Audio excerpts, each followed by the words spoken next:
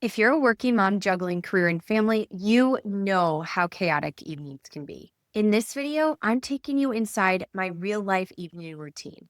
No fluff, no filters, just the systems, habits, sanity saving tips that help me manage dinner, homework, activities, and bedtime with 5 kids, plus a little bit of me time. Whether you need to reset your own routine, you're looking for some time saving ideas, or if you just want reassurance that you're not alone in this crazy working mom life, you're in the right place. If this is the first time you've ever seen me, hi, I'm Annie. I'm a mom of 5 kids, ages 5 months through 8 years old. I'm also a full-time working mom for a large corporation. And here on this channel, I talk a lot about all things working mom, daily habits, productivity, and motherhood. If that's your thing, keep on watching. Now let's dive into my evening routine. Our evening routine starts at about 4 p.m. because that is when my 3 older girls, ages 5, 7, and 8, get home from the bus. My 3 girls all ride the same bus home, and that bus drops them off at our driveway at 4 o'clock. So that is when the evening rush starts.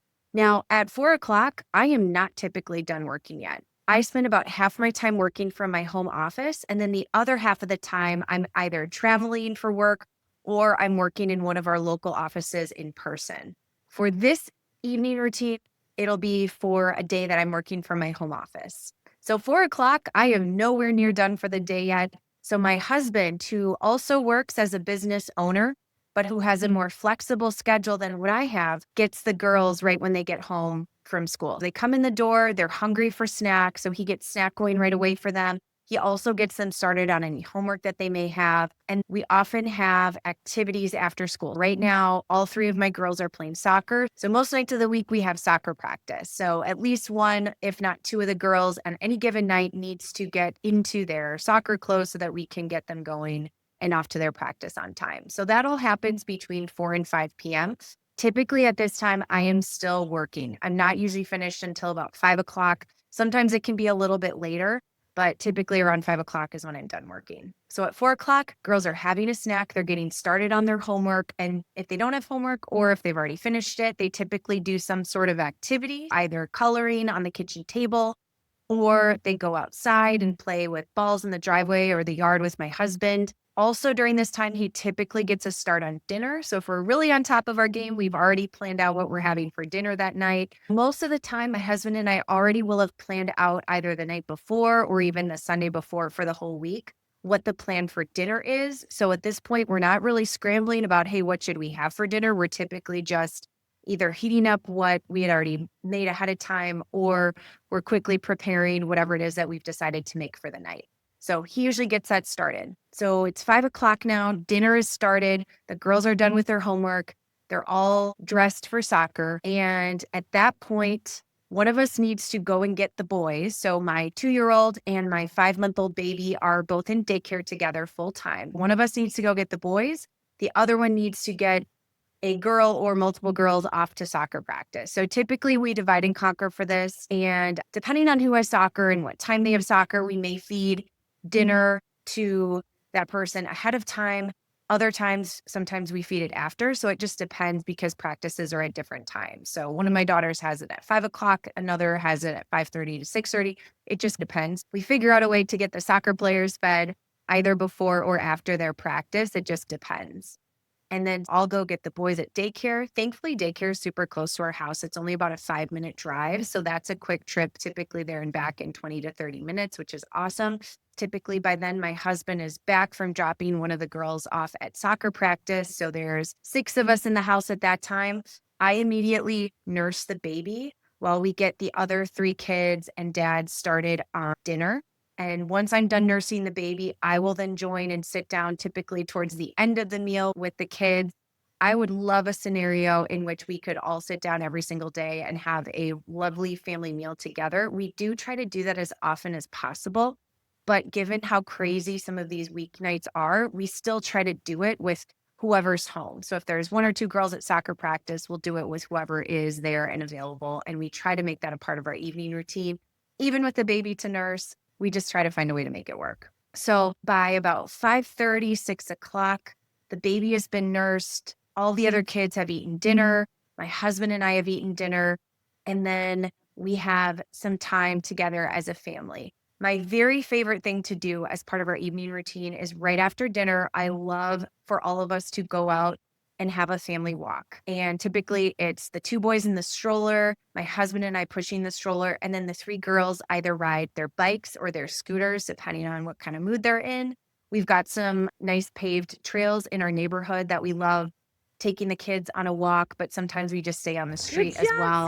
This is Sophie! such good quality family time and one of my biggest life hacks as a mom of so many Sophie! kids. I really love and appreciate getting that fresh air outside. Now, I live in a cold climate, but thankfully now it is spring. The weather has gotten a lot nicer and will continue to get nicer here, allowing us to do those walks in the evening. We get out, we burn some energy, we get some fresh air. It's amazing what that does for my mood. So then by 6:30 or 6:45, either my husband or I will run and get whichever girl is off at soccer practice and come back home. By 6:45, we are starting bedtime routine. Typically, I handle the bedtime routine for our 5-month-old because I will nurse him again and then put him down to sleep. He goes to sleep by 7 o'clock. And then same thing with our 2-year-old. So usually my husband handles him while I'm with the baby, and he will also go down to bed by 7 o'clock. Now, my three girls, we get started on brushing teeth, doing pajamas. They know how to do that stuff on their own. So we get them started on it, and they do that while I'm finishing up with the baby, while my husband is with our 2-year-old. And then whichever one of us is available first, we help the girls with the rest of their bedtime routine. Now, if we have to fit bath time in that night, we don't do baths every single night, but a couple of times a week. So we usually make that work from about 6:30 to 6:45. So we might just come back from our family walk a little bit early if it's a bath night. We usually do 4 or 5 kids in one night. My oldest daughter prefers showers, so she typically showers. My second daughter is kind of 50-50 if she likes to shower or take a bath. My 5-year-old loves baths. My 2-year-old, of course, takes baths, and then the baby takes baths. So on nights when it's bath night, we do have a lot more to get through with our nighttime routine, but then we can go straight from bath time into pajamas. At 7 o'clock, the two boys are down already. The girls are in their pajamas. They've brushed their teeth. We've gotten their water bottles, and it's time for them to head up to their room. Sometimes we read them a book. Other times they read their own book. So my 8-year-old and my 7-year-old, they are reading on their own. They love to read. And now it's more common that they're reading to themselves. But with my 5-year-old, she still loves to be read to. Either my husband or I will read her a book, and then we will get the girls into their beds by no later than 7:30. That is also when their reading lights are turned off. No more reading after that. And then typically between 7:30 and 8 o'clock, they're all going down to sleep. Now, all three girls share a room, so sometimes there is some shenanigans that keeps them up a little bit later than that if they're playing or messing around. But typically by 8:15, all is quiet and all the kids are down. Once all the kids are in bed, my husband and I take a huge sigh of relief. And if you're a parent, you know that feeling where you put in a full day, you've done so much already, and now is your time to breathe and relax. So that is by about 8 o'clock. So at that time, my husband and I have some time to ourselves. And sometimes we spend that time together, but both of us are somewhat introverted. And so we actually both do appreciate our own alone time to decompress as well. And I appreciate that while we sometimes do things together, we're also both fine with sometimes doing things apart. If I am having some alone time, I'm typically doing one of a couple of different things. 8 o'clock to 9 o'clock or so at night is when I typically work on my website called Mom's First Steps. And I have 2 virtual assistants that work for me on that site. And so I often do a little bit of work for my website late at night or here on YouTube as well. It's when I get some of my personal projects done. My other favorite thing to do with that time is to read. I love reading romance novels. That is my guilty pleasure. So when I have time to myself, that is my very favorite thing to do in the evenings. It helps me unwind, and I find it more relaxing than other activities like scrolling social media or working later at night or anything like that. It helps my brain kind of disconnect from the workday and unwind, and I really enjoy that. Now, I'm not a big TV watcher, so you'll notice I don't have any TV watching in my evening routine. My husband sometimes does that in his free time after the kids go to bed, but that's not something that I typically do because I don't know, I'm just not a big TV person. So I don't know, maybe that makes me weird, but I much prefer activities like working on my website, working on YouTube, or reading as my evening wind down. About 9 o'clock to 9:15 is when I stop whatever activity that I'm doing, and it's time for me to start my nighttime routine. One thing that I think is absolutely critical to our success every single night and every day is that we don't go to bed with a messy kitchen and living area. So this at this point in the night is when I will typically go into the kitchen. We've typically cleaned up as we have been going through the dinner process and before we go on our family walk with the kids. But sometimes the kitchen's not in perfect shape yet. We put away all the dishes, make sure the dishwasher is fully loaded and ready to go, wipe off all the kitchen countertops, pick up any of the clutter around. And it doesn't take that long to do this, but it has made such a difference for my mental health, my happiness. I'm someone that gets really stressed when the house is too messy. And so if I wake up in the morning and my kitchen isn't clean and my living room has stuff strewn around, that gives me so much stress to start the day. And it's just not a good recipe for having a happy life. We found that incorporating a kitchen cleanup every single evening into our evening routine is super helpful. So we clean the kitchen, and then I typically am doing still one pumping session right before I go to bed. So that's when I typically pump, and this helps me if I need a little bit more milk for bottles for the next day, or even helps me get ahead for the next day. I find that my baby sleeps from 7 o'clock until about 5:30 when he wakes up, and I'm a little bit uncomfortable overnight if I don't pump right before I go to bed. That still just helps me make it all the way until morning without pumping so that I'm not too full and uncomfortable overnight. Once I'm done pumping, I put all of the breast milk away. Everything is cleaned up. The kitchen is clean. The living room is clean and tidied so that we have a fresh, clean slate to start the day. Then I go into my room and I start my real nighttime routine. So I do some brief skincare. I always wash my face, remove all my makeup. I do have makeup on every day for work in my corporate job, whether I'm working from home, I'm always on camera all day, or else I'm out in person. So that is something that I have to do every single day. I brush my hair, I brush my teeth, take my vitamins. So I do all of those things that are part of my evening routine. By this time, it is about 9:45 or so. I always want to be laying down, lights out by 10 o'clock. And before I lay down, I always check on my baby. He's still sleeping in a bassinet a few feet away from my bed. So I just check to make sure he's doing well and just make googly eyes at him. I love that. And then I lay down to bed. Now, I know that many people say for good sleep hygiene, don't use your phone before you go to bed.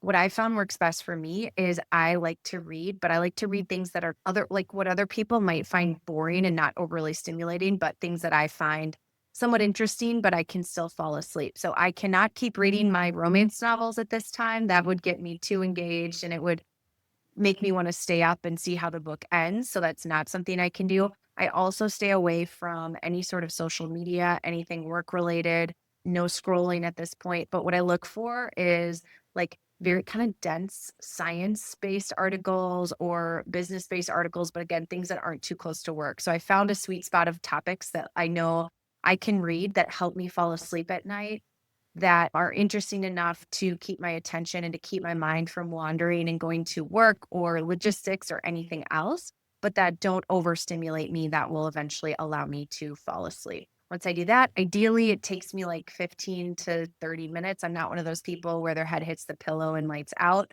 But when I do read, that helps me fall asleep. And I'm just reading on my phone right there in my bed. When I feel my eyes start to get heavy and I start to get really tired, I just put my phone down and drift off to sleep to start another day. If I were to summarize the couple of things that I feel like are most important with my evening routine, I would say these are my top tips. Number one, have very good communication with your husband or spouse or partner. It is so much easier when you two are in sync and you're able to work together to accomplish all of the things. If it's just one of you doing all the tasks, which I will say sometimes it is, right? Because sometimes one of us is dropping a kid off at practice, or sometimes I'm traveling for work. And so my husband has all five kids, the entire evening routine, including drop offs, pickups, practice, dinner, everything. And so we have to communicate really well. We have to plan ahead and we have to modify as we go. For example, if there's a night when one of us is alone for whatever reason, maybe that's not the best night to do bath night. So we just save that for the next night as an example. Or maybe we go for a really quick and easy dinner option, like we heat up some leftovers as opposed to cooking something new. Whatever we can do to take the load off and make it easier, we do that. Number two, I am such a big fan of incorporating fresh air and exercise into our evening routine. I think that makes such a difference. So like I mentioned before, for us, that's typically a family walk or bike ride or scooter ride after dinner. That can look different for you. Incorporating that is so good. It tires the kids out. It makes them ready for bedtime. It's great quality time that my husband and I can spend talking and chatting about our day or about the kids or laughing. It's just such a positive experience for us and really good for my mental health and stress and workload as a working mom, trying to juggle all those things. It's amazing what happens to my mood and to the kids' moods once we get everyone outside. A third tip that really helps is just finding those small moments of connection. So, as I described in our evening routine, it is a pretty busy time, right? We've got a lot going on, we've got a lot to accomplish, but finding those moments of connection with each of your children, I try to make a point of that. Whether it's my 2-year-old crawls onto my lap and we get some reading in together, or he asks me to play with his cars with him for a few minutes, I get down on the floor with him and do that. Of course, I'm snuggling my 5-month-old as much as humanly possible, and then spending some time with the girls, talking with them, really seeking out those moments of connection individually with each of the kids is so helpful. And it gives them fulfillment in their need for attention and connection with mom and dad. And it also just makes those moments very special to me, even when we have a busy, crazy evening routine. Another thing that we do is we really do try to eat as healthfully as possible. With every dinner we put together, there's always a protein, there's always a fruit, there's always a vegetable. But that being said, we've found ways to make it easier when we have limited time or when there's only one parent available to do cooking because either one of us is out doing drop offs for practices or for whatever reason. We leverage leftovers. We try to meal prep ingredients. So, for example, we might cook a big batch of steamed broccoli ahead of time for the week, and then we can use that quickly for multiple meals, as an example. So, we do try to do family sit down meals. We don't do fast food or takeout. But there are times when we buy some items that are faster, more convenience type items, or we cook ahead to just help make those nights easier, especially when it's one parent only. And then the last thing I'd say that's a key to our success with our evening routine is the end of evening kitchen and living room cleanup. Starting the day with a clean slate is so important for my stress level, for my mental health, for just starting the next day off on the right foot. And I like, since we started doing this back a couple of years ago, it's made such a difference for all of us and just being able to feel like we're on top of it, like we're organized, like we're prepared for the next day. There is literally no way that I go to bed with a messy kitchen. Like it absolutely doesn't happen because it absolutely wrecks my day. I wake up, the kitchen's clean, everything's wiped off, the counter's clean, dishwasher is full of clean dishes that are ready to unload. That way, our evening routine prepares us to start the next day to have the best chance of having a positive, happy, wonderful next day. Let me know in the comments if you want to hear more about aspects of being a working mom and our routine and how we make everything work with 5 kids. If you liked this video, you'll love this other one where I talk about productivity tips that I incorporate into my daily life to help make everything work as a working mom with a demanding career and 5 young kids. If you made it this far, please consider liking and subscribing. It will ensure that you don't miss any of my future videos on similar topics. Thanks so much for being here. We'll see you in the next video.